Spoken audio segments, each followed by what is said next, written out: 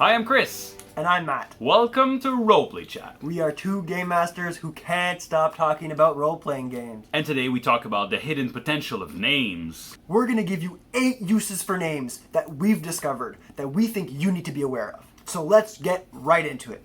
So the first thing is you might want to use names in titles as reward or consequences for the success or failure of certain missions. Having a really cool title like Defender of the Realm is a really neat way to give your players an added bonus that can follow them as they continue in the adventure in the campaign.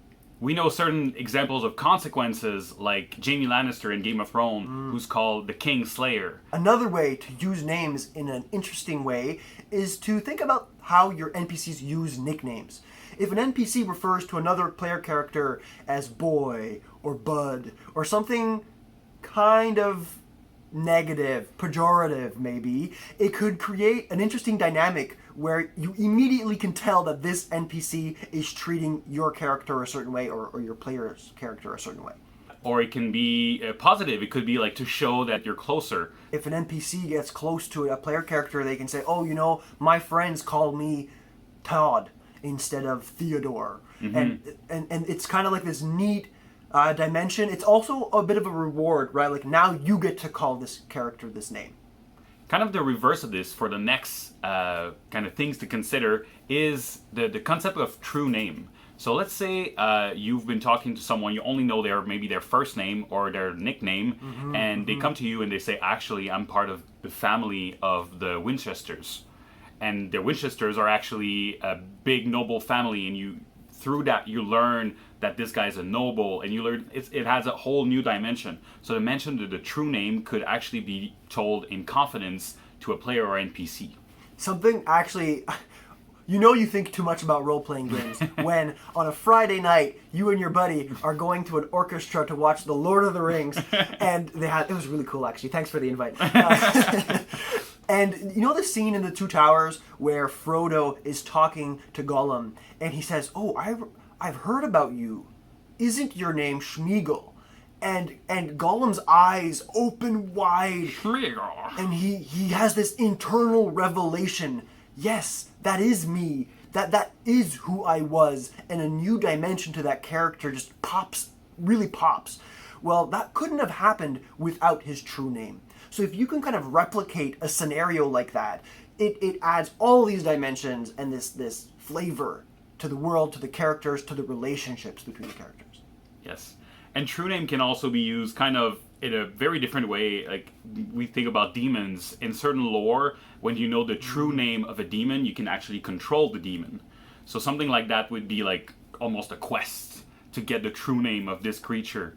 And kind of, and it could be for other NPC, could be just finding dirt, finding the true name. We don't know who the person that calls themselves the Baron. Who's the Baron? What's their true name? Once I found the true name, I can actually go in the criminal underground and break his cover. And reveal who they are to everybody else. Yeah, that's really cool. Something that your players might also do with names, or you might want to encourage them to do, is to use false names. Sometimes when a character doesn't want their reputation to be at stake, they might call themselves something else. They might refer to themselves as something else. But in doing so, they might not get the benefits of the other things we talked about. They might not get the rewards because guess what? Nobody's going to know who Bob the Slayer was if that's not your real name. And then there's going to be songs and things about that character when really it was you. But anyway, so that could be something you can think about, like having these false identities, false names. And on the opposite, if you're the game master, using false identity can actually throw the players off the trail of some important NPCs because they're trying to figure out, and they have different names, like 3 or 4 different names, and they're like, oh man, there's something connecting them, but it's actually all the same person. Maybe. Yeah, that could be really neat. Give it a shot. See if it works out. Another thing that you can do with names, and now we're going to segue a little bit towards the names of a group again, so instead of the name of a person, but you can actually use names for groups to create a bond, to create team synergy. I ran a Twitter poll, I want to say a month or so ago, asking the community, does your adventuring party have a nickname or a party name, and only about half of you guys said that you did. And I was surprised, actually, especially because a lot of the people that said that they did was because they were doing it for an actual play podcast where they had to have a name. But if you're adventuring with your friends, every Saturday night or every other Friday night, it's good to have a name because it means that there's a reason for everyone to stick together. It creates this baseline of, even if there's dramatic moments between two characters, there's tension between two characters, at the end of the day, we're all members of the Ordo Fidelis. We're all on this crew together. We're all part of the Wave Breakers, and we, at the end of the day, serve that ultimate purpose.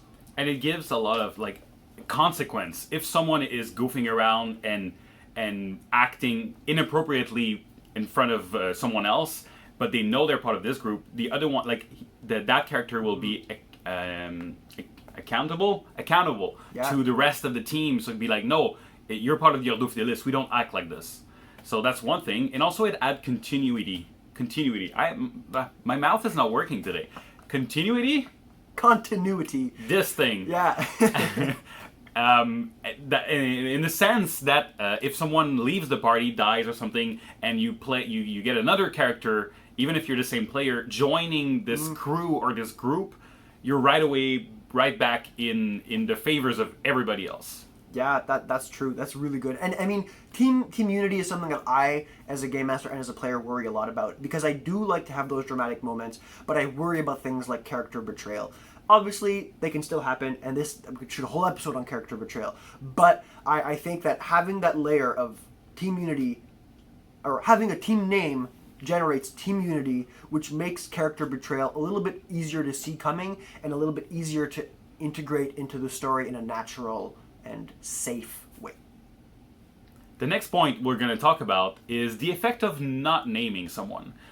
If you're not going to name one of the characters, there's a good chance your players are going to do it for you. Yeah, and they're probably going to do it in a way that's not consistent with the universe you're trying to set. So make sure that you keep that in mind, because I know that one of the reasons people choose not to name something is to create an element of mystery and surprise and create this mood of, ooh, who is the big bad guy? But if they see a picture of the big bad guy with a funny looking hat, they might call him Fedora Man for the rest of the adventure.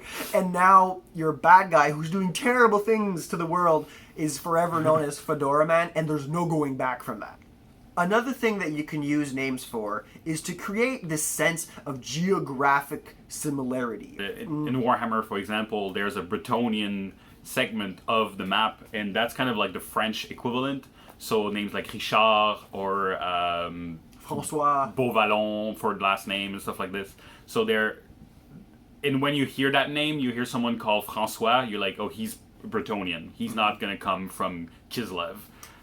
So it really gives you as a game master this additional tool for exposition and for lore, right? You can call a character something, and just by calling them that, it immediately tells or gives the attentive player an extra tidbit of information. This is where they're from, this is the kind of food they eat, this is the kind of way that this kind of character might act to certain historic events, etc., etc. And give them maybe things about religion, like, oh, you're from Bretonia, your religion is the Lady of the Lake or something like that. But it adds a whole new dimension just by giving him a specific name or figuring out some kind of consistency in the way you use them. So something that we can kind of play off of with this last tip is using names and rank as an advantage or a disadvantage for players. If a player has a rank, let's say they're a leader of a guard corps, well, they can use that rank to make NPCs do things, maybe things that they wouldn't otherwise do, or maybe even ask for supplies from that group. But there's also a negative side to this, isn't there, Chris? Yes, if you're interacting with NPCs that have a higher rank than you, maybe a general or maybe just a high noble, you coming there, and even if you've achieved a lot of things and saying, well, I want you to do this for me, they're going to be like, who are you? I have rank over you. Yeah, I have authority. You're not telling me what to do. I'm telling you what to do, and that can be a neat obstacle to like someone to go around, and it gives them information, and they can maybe use that rank against them. And there's a whole new dimension that can be added by using rank, and also there's the etiquette of all the how am I addressing that person, and then you can have the specifics. pros and cons of calling them a certain thing could also be entered into the... I mean, in the 4th edition of Warhammer, there's a skill called Etiquette. Yeah. Even diplomacy, the diplomacy skill, which I don't think exists anymore in Dungeons & Dragons, but that falls into that as well. So I hope you guys enjoyed these 8 things about names. I hope that you can take from them and integrate them into your games as a game master to add a little bit of extra flavor and depth to your game. And next week we're going to talk about a little bit more about names and how we can build them and things to be careful on when you actually use names in your games. So this was the hidden potential of it, but the actual naming conventions and stuff like that, we're going to go in depth next week. So if you guys have any questions about names or things that you want to tell us that maybe we forgot to talk about, other hidden gems that you want to share, please comment below or send us a message on Twitter. You can do so by contacting us at role_play_chat. Or we have an email that's contactroleplaychat@gmail.com. That is half of what we have to say about names, isn't it, Chris? It is, Matt. Let's call it a chat.